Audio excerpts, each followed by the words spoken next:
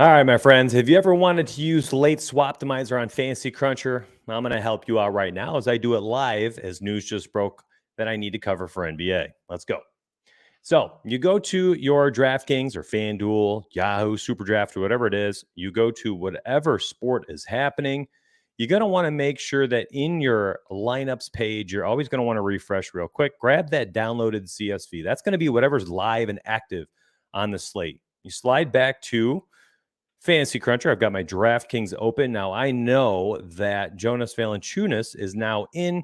I'm also going to lower his projection a little bit, but I definitely want to try to get a little bit of exposure. Actually, I'll leave his projection at 45.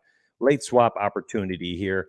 And I know that Naz Reid is not starting now, so I want to make an adjustment there. I'm going to drop his projection down real fast. And Nathan Knight is now starting, going to bump him up.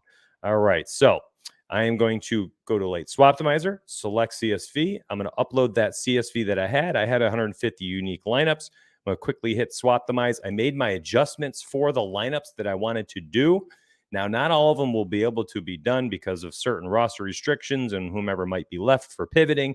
So you'll get stuck with some of them based on your projections. Naz Reid here, 34% now instead of 100% of my lineups. Now, if I didn't like Naz Reid being in there at 4.8K as a backup at this point, I could outright just remove him and I could look for some type of pivot, maybe a guy like Herbert Jones at power forward tonight.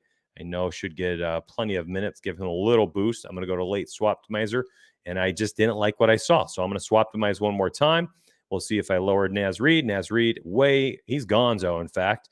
And now you can start to see some exposure here to Jonas Valanciunas, which I did add in.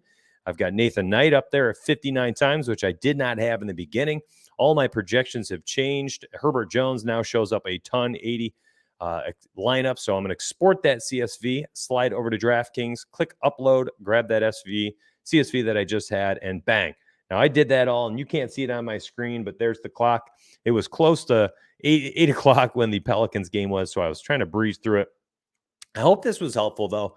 Late swap is one of those things that can change your night in a hurry. And a lot of people look at it and they're like, well, you only have to late swap if you have injuries. Well, I'm going to say this, okay? You do whatever you want with this information. You can look at using late swap in different ways. What if you are currently doing really well in the night and you're looking at your lineups, you're like, man, I have an opportunity here where I'm in first place in a tournament and, I've got a really, really low owned power forward or somebody in there, but there's a really high owned guy at the same price point at power forward. And maybe what you want to do is kind of late swap and make sure that you have that player in there and adjust your lineups a little bit. So maybe they're a little bit chalkier to close out the night as you're in first place in the tournament. You're just kind of playing blocker, right? You're trying to block the people behind you from passing you up.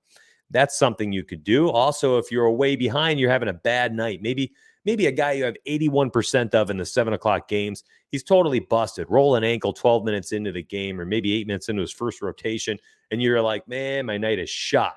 But what you can do to salvage your night, and you might not take down a tournament, but you can salvage your night, try to break even at the very least, which at that point is a win.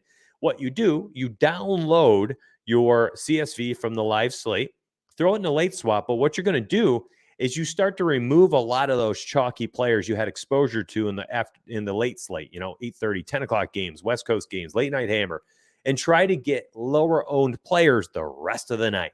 So you get off the chalk the rest of the night, bump the projections up, a couple thumbs on players that are lower owned.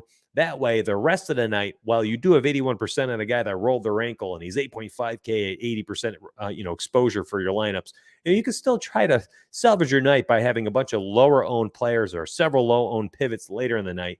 And if they go nuclear, you're moving up in the standings with a very small portion of the field. It's not the best, but you're already in a tough spot. You can kind of just, do your best to try to break even. Now, do I suggest this? I don't know. That's up to you. I think all of you need to kind of go out there and find your own way. I just want to showcase a few different ideas, and then I'll let you all run with it how you want to, or ignore it all. Who cares what this man's saying? Best of luck to you. I hope you hit that subscribe button, the like button on your way out, and I hope this was a very helpful video. You can find me every single day at 1 p.m. Eastern on YouTube. And I'll see you there to talk lineup study, lineup rewind, and all things DFS strategies. Have a good day, my friends.